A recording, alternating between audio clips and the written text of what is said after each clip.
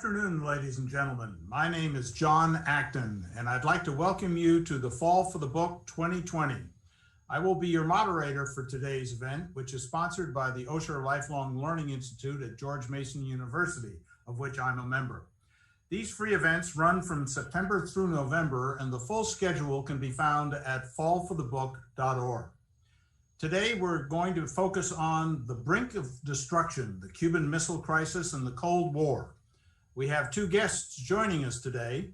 Our first guest is Dr. Martin Sherwin, a professor of history at George Mason University. His last book, American Prometheus, a biography of Robert Oppenheimer, the so-called father of the atomic bomb, won the 2006 Pulitzer Prize for biography. Prior to that, his book on building and using the atomic bomb, A World Destroyed, was the runner-up for the 1976 Pulitzer Prize. His new book, to be published in just 3 days, or 3 days ago, I'm sorry, is Gambling with Armageddon, Nuclear Roulette from Hiroshima to the Cuban Missile Crisis. Our second guest is Dr. James Hirschberg, a professor of history and international affairs at George Washington University and former director of the Wilson Center's Cold War International History Project. He has written extensively on the atomic bomb and the Cuban Missile Crisis. His first book, James B. Conant, Harvard to Hiroshima and the Making of the Nuclear Age, began as an undergraduate history thesis advised by Professor Sherwin. Now it's my pleasure to introduce Dr. Sherwin and Dr. Hirschberg. Let's get this show on the road. Thanks, John. Thank you, John. Okay, just to start the conversation off, I will hold up the new book, which has been an absolute delight to read.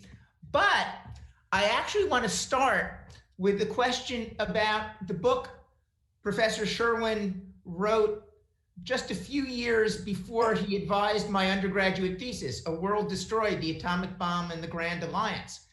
And even though that book is now 45 years old, I still assign it every semester in my classes on nuclear history and US foreign policy at George Washington University.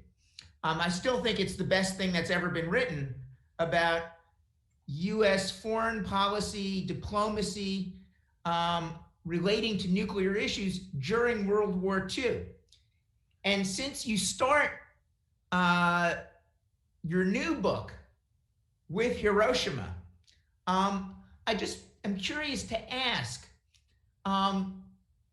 if you were to do a new edition of A World Destroyed with the perspective you've gained now, what do you think is the most important thing that you have learned or would change about the decision to use the atomic bomb against Japan in World War II and, of course, the beginning of the nuclear arms race? Well, thank you, Jim. Thank you for signing the book and for that build-up. I think we've all learned a lot in the last 45 years. And I would say just very quickly that it's become increasingly clear that the atomic bombs were not necessary to bring the war to an end at about the same time. Why was that? Because the Japanese were even more anti-communist than the Americans. And once the Soviet Union entered the war, it was impossible for them to continue because they couldn't fight a two-front war, the Soviets coming from the north. And the idea that the Soviet Union would participate in the occupation was Japan's worst nightmare.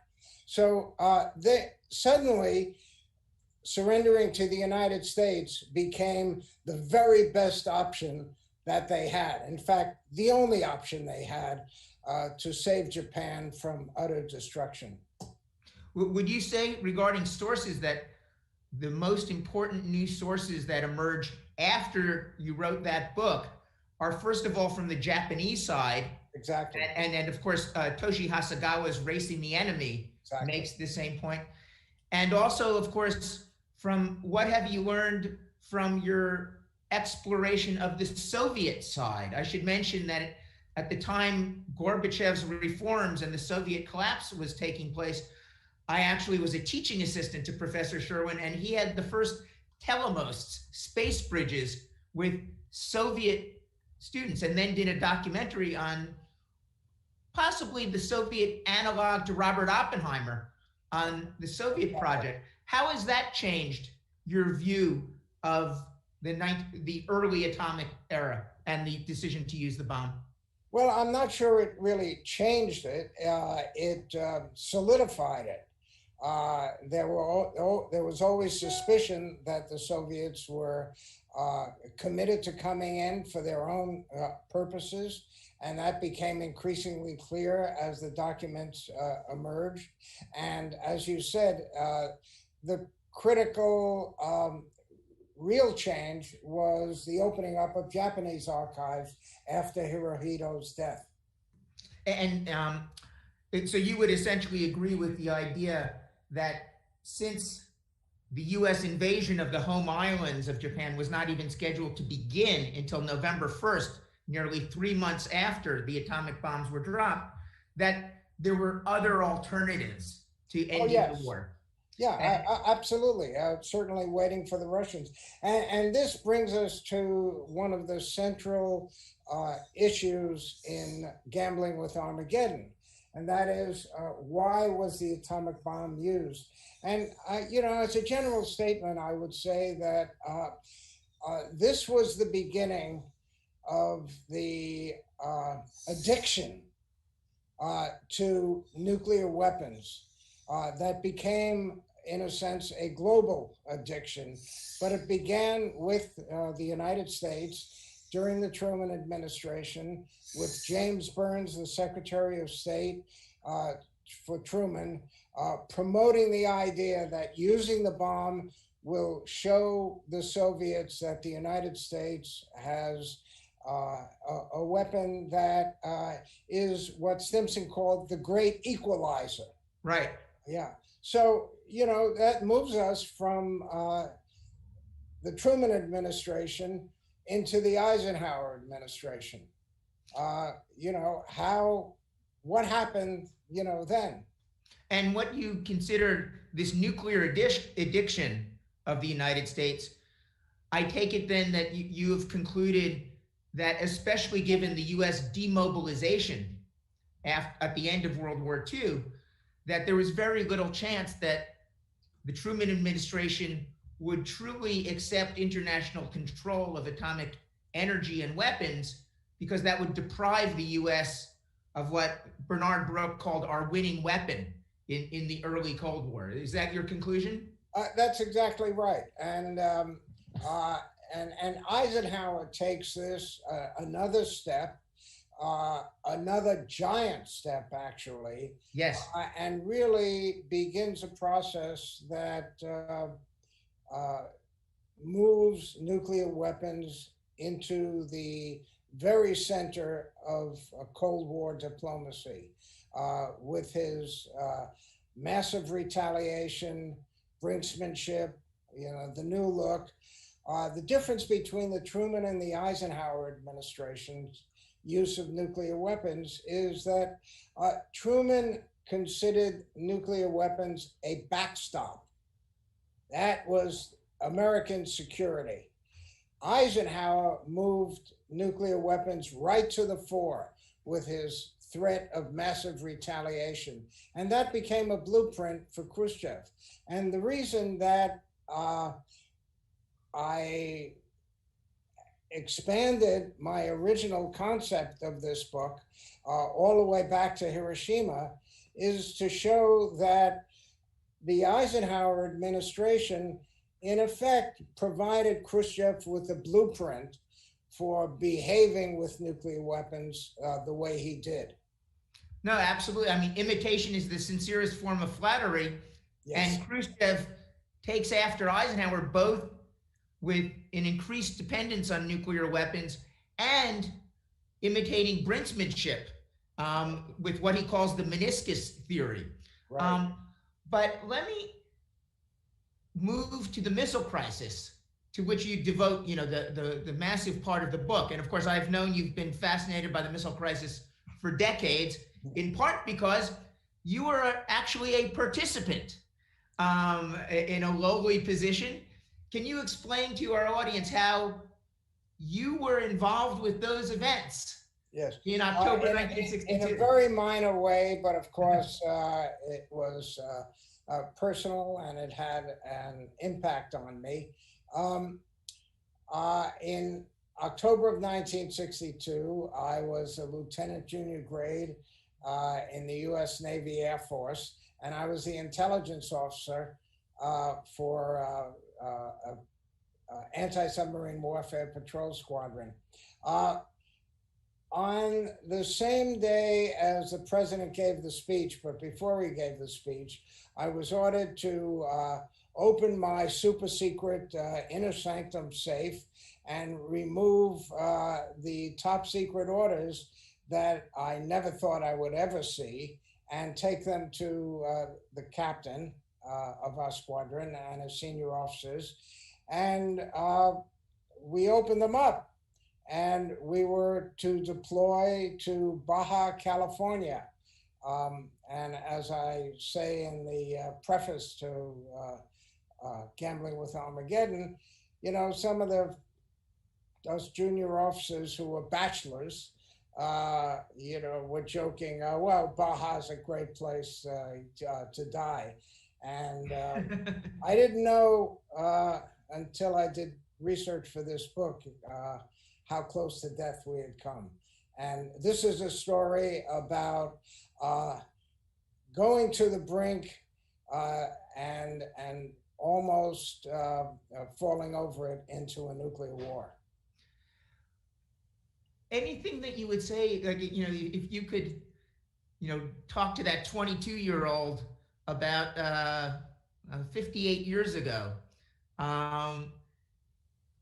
do you think you should have even been more scared or less scared of what was going on at the time? And anything that you look back where your experience actually informed your analysis of historical sources?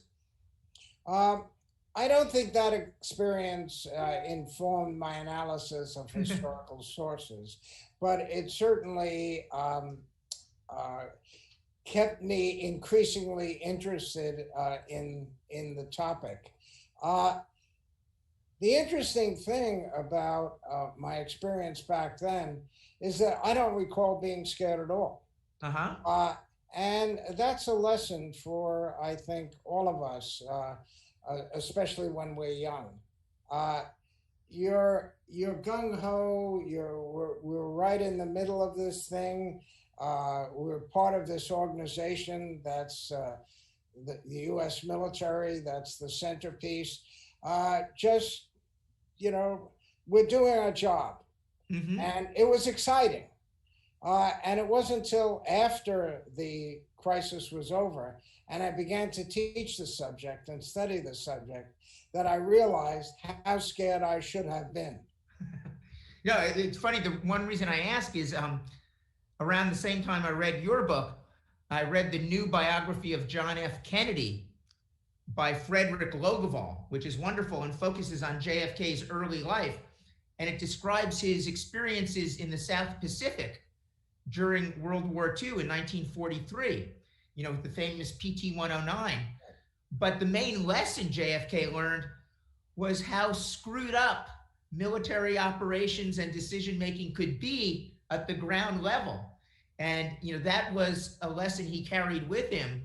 And of course, in the context of the missile crisis, it raises the question of potentially accidental escalation if US and Soviet military machines actually started to interact with each other. And of course, we had the U-2 events on October 27th, which almost led to unintentional escalation. In fact, moving to your analysis of the crisis itself, how much did you find that the real danger was in unintentional contingent escalation, as opposed to decision-making by one or both of the, or all three with Castro of the major leaders. Right, right. There's no question but that, first of all, Kennedy was right about how screwed up military events can become. And that's simply because they're so large and they're so complicated. And it's absolutely necessary for people on the ground to make split moment decisions.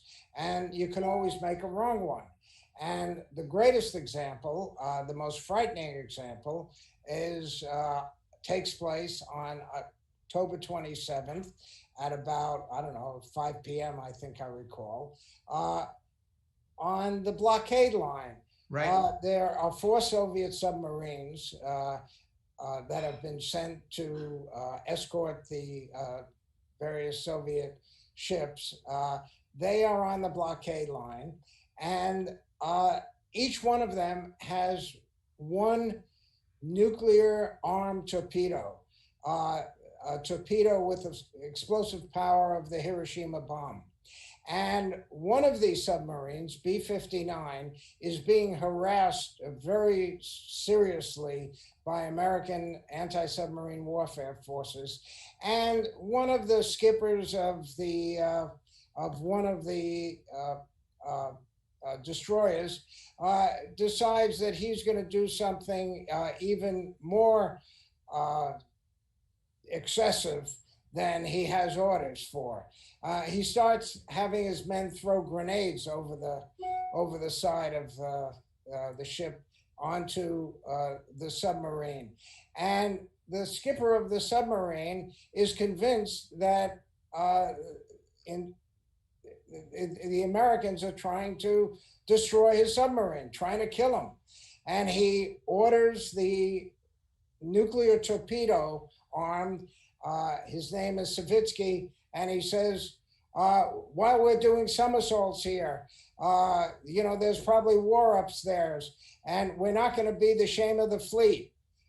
And within a minute, that torpedo would have been fired at a U.S. aircraft carrier, killing about 4,000 to 5,000 Americans, maybe more. And at the last minute, another officer named Vasily Arkhipov realizes that the Americans are not trying to sink the submarine, but just trying to get it to come to the surface. And he manages to cancel that order. So we came within a minute of, essentially starting a nuclear war. Yeah, and 2 important things to add to that. One is, when the submarine was deep underwater, its communications with Moscow were often out for long periods. So they didn't know whether or not World War III had already started. Right. And the way I've heard the story is that only when they neared the surface and heard regular radio from Florida, music playing, did they realize that war had not started. There was no war. And of course, I'm sorry, did you want to add? No, go ahead. No, and of course, the other fact, especially for those who, unlike us, aren't missile crisis aficionados, is that when John F. Kennedy gave his speech announcing the discovery of the Soviet missiles on Monday evening, October 22nd, he specifically said that any Soviet missile or any nuclear weapon fired from Cuba or potentially around Cuba would be considered a full retaliatory response upon the Soviet Union. Yeah. And in terms of your story, what's additionally fascinating about that is, of course, as you're right, in the late 50s, JFK had been a critic of massive retaliation.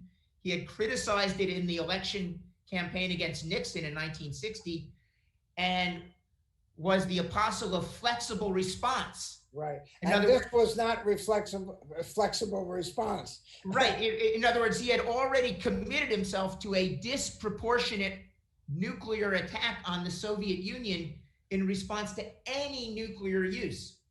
And, that brings me to the question in terms of the most important thing that you've gained from the access in recent years to the Soviet side of the equation, is it not only the submarine story, but the fact, which was completely unknown until the 1990s, that the Soviets had roughly 100 tactical nuclear weapons in Cuba that could have been used against a US invasion force? Yes. Let me speak to that. During the 13 days, starting on October 16th, the Joint Chiefs of Staff are unanimously promoting the idea of not only bombing the missiles, but invading Cuba. At least half of the 14 or so advisors that Kennedy brings together on the first day of the crisis are consistently believing that we are going to have to bomb and invade the missiles. Bobby Kennedy goes back and forth. He's not the dove throughout the crisis that he promotes himself as in his book, 13 Days. McNamara also back and forth, back and forth. The only steady, clear vision of how to end this crisis diplomatically is promoted by Adlai Stevenson, the UN ambassador. If Kennedy, who agrees on the first day of the crisis that they're going to have to bomb and invade Cuba, and then changes his mind, I argue, most likely because Stevenson made such a sensible argument about how to go about this. If Kennedy had listened to the Joint Chiefs and his hawks, the United States would have sent 90,000 troops onto the beaches of Cuba.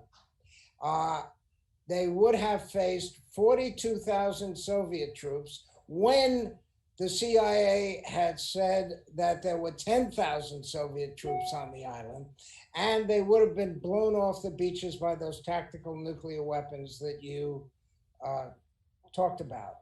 So, it was Kennedy's decision to begin with a blockade and avoid an invasion of Cuba that prevented an absolute certain disaster. And the second part of my book that focuses on the Cuban Missile Crisis is a very careful and I think exciting analysis of how Kennedy deals with this, how he begins to think about it, how he changes his mind, why he changes his mind, and how he becomes the isolated president from his advisors. By the last day of the crisis, or the penultimate day of the crisis, Saturday, October 27th, Kennedy has clearly determined that he is going to do everything possible to avoid war. And he even arranges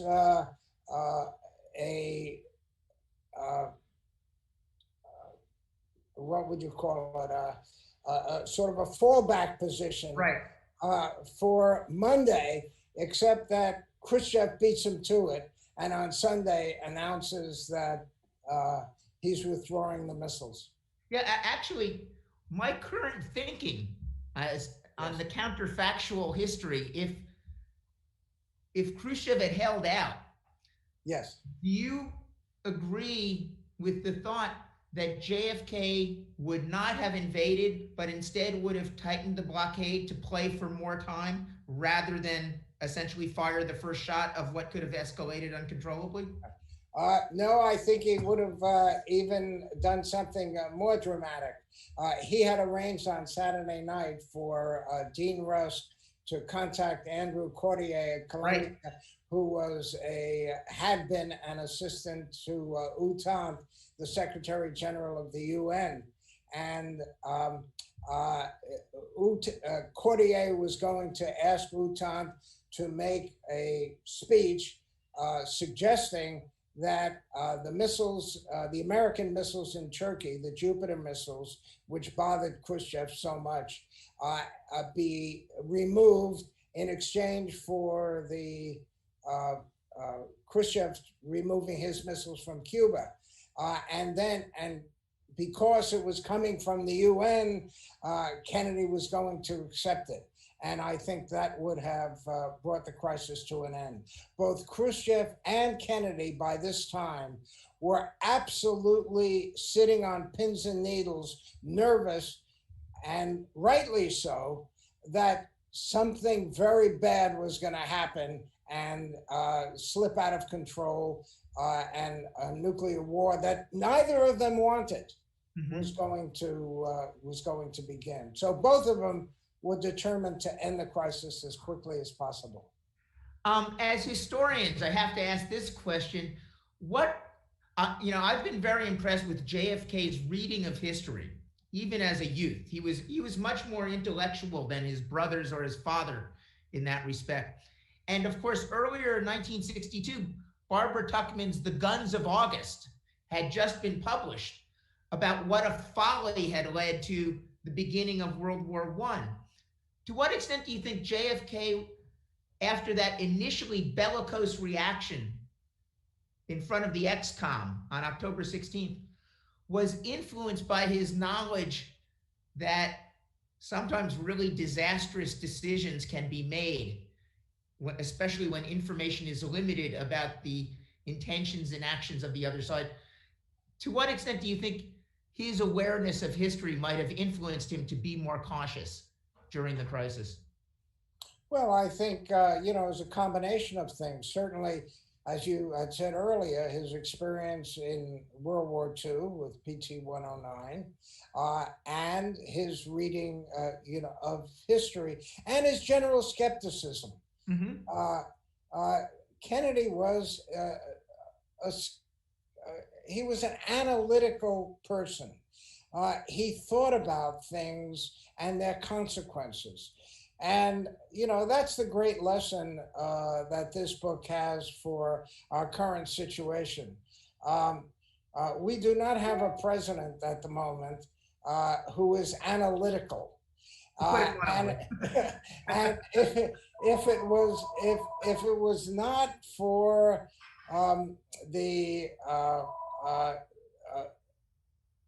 the wisdom that Kennedy had and the perspective that he had, it easily could have spun out of control. I mean, when he spoke to Eisenhower about, what was going on, and this is, before the crisis had ended, Eisenhower recommended invade Cuba. Now, think about that. I told you what the consequences would have been. So Eisenhower, certainly Nixon, would have done the same thing.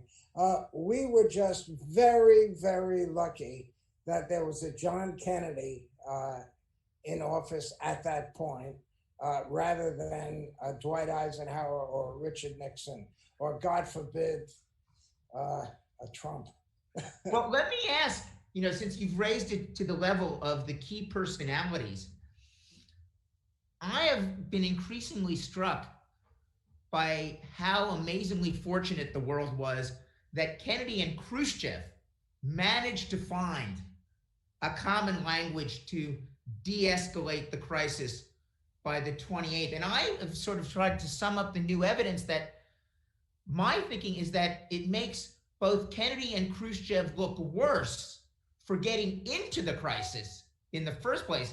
Kennedy, by his approval of all sorts of covert operations and assassination plotting against Cuba; Khrushchev, by sending not only the nuclear missiles, but the tactical nuclear weapons without any serious study of the danger of tactical nuclear war and what that could lead to.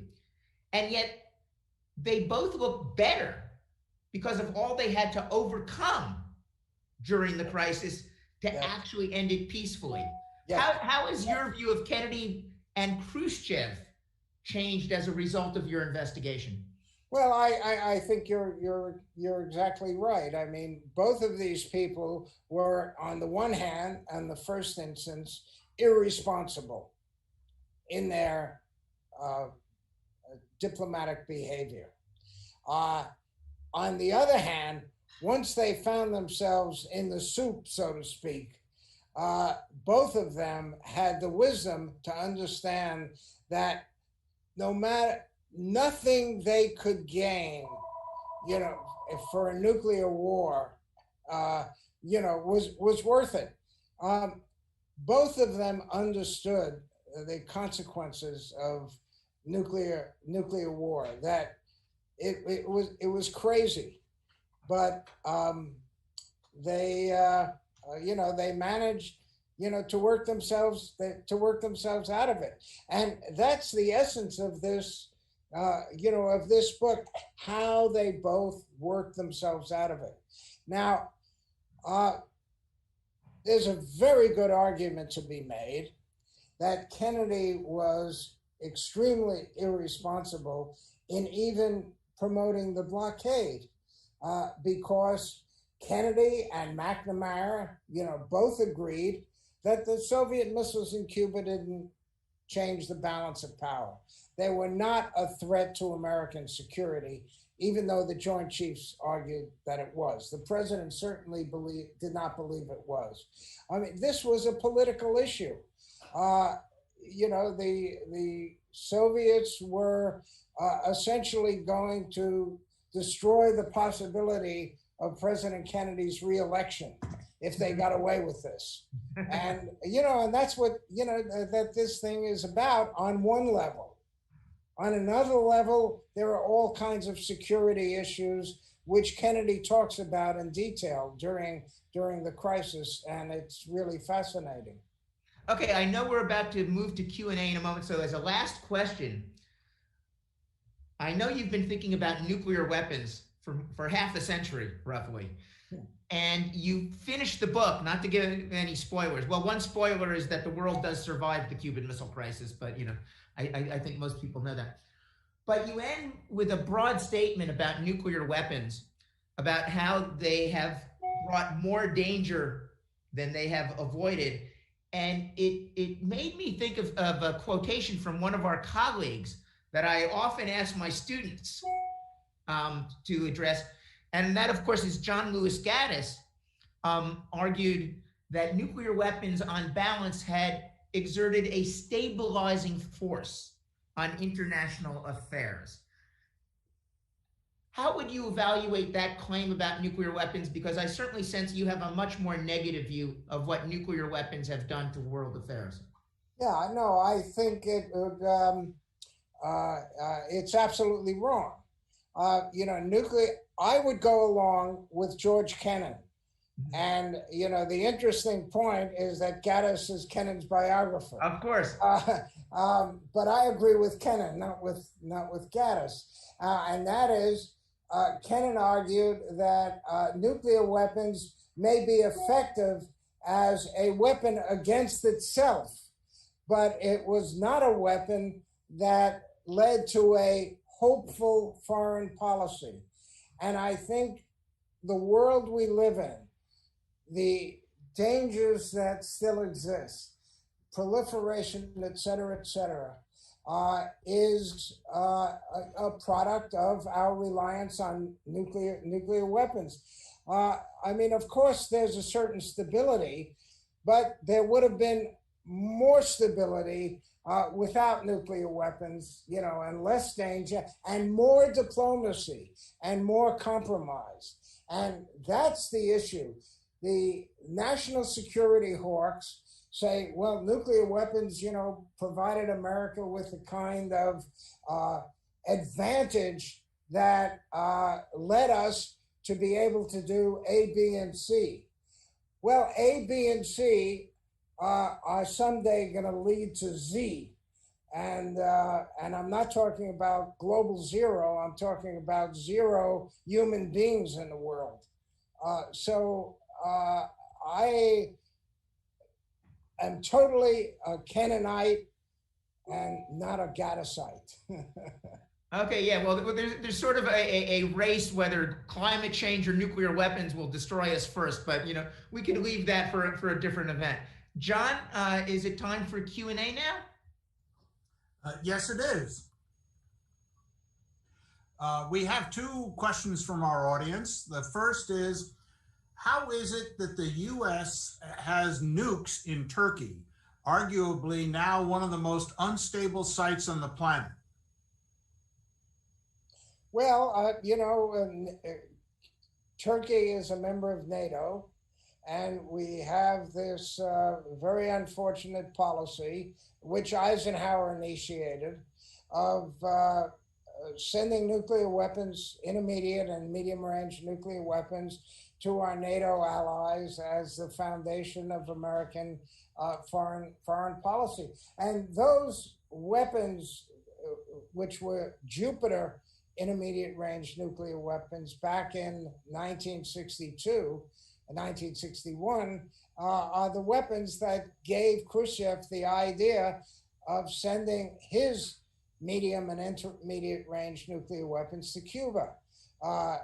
He said, well, if the United States can put intermediate range nuclear weapons 130 miles from Soviet territory, I can put nuclear weapons in the backyard of my new best friend, Fidel Castro, 90 miles from the United States. And then we will have, as Khrushchev said, a balance of fear.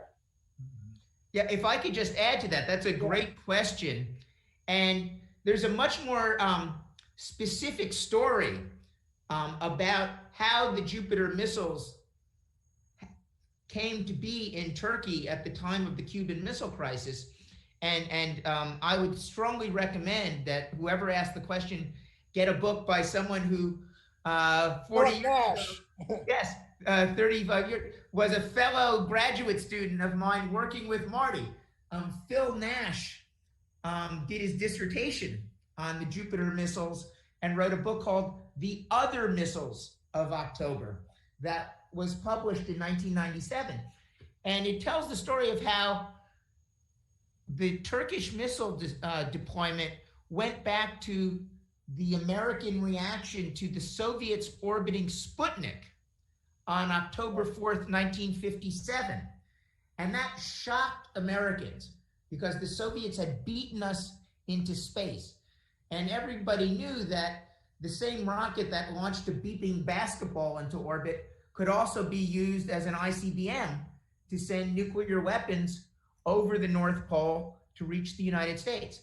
And so as an effort to reassure NATO allies, Eisenhower actually went to a NATO summit meeting of heads of state in Paris a couple of months later and offered to send medium-range nuclear missiles as a deterrent to all NATO countries, any NATO country that asked. Yeah, but most of them didn't want them. And they finally got the Turks to take them and the Italians, who were trying to get rid of them from the time they ended up in their country. And the interesting thing, again, to go back to the story in Gambling with Armageddon, is that those missiles in Turkey become one of the chips on the table for working out an arrangement to end the crisis. Kennedy secretly agrees with Khrushchev that he will remove the Turkish missiles within several months if Khrushchev removes his missiles from Cuba. And that's We've got questions piling up in the queue here, so let me try and move us along. But I also want to remind the participants in today's event that they can post their questions in the chat feature and Crowdcast for the guests to answer.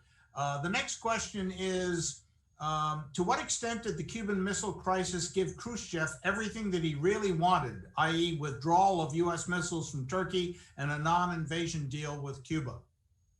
Yeah, Khrushchev got, Khrushchev really got the best deal. He got 2 out of his 3 objectives. One objective was protecting Cuba.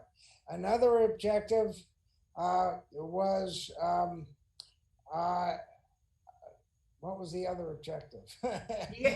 I lost my train of thought. Actually, talking about what Khrushchev gained he actually gained multiple things.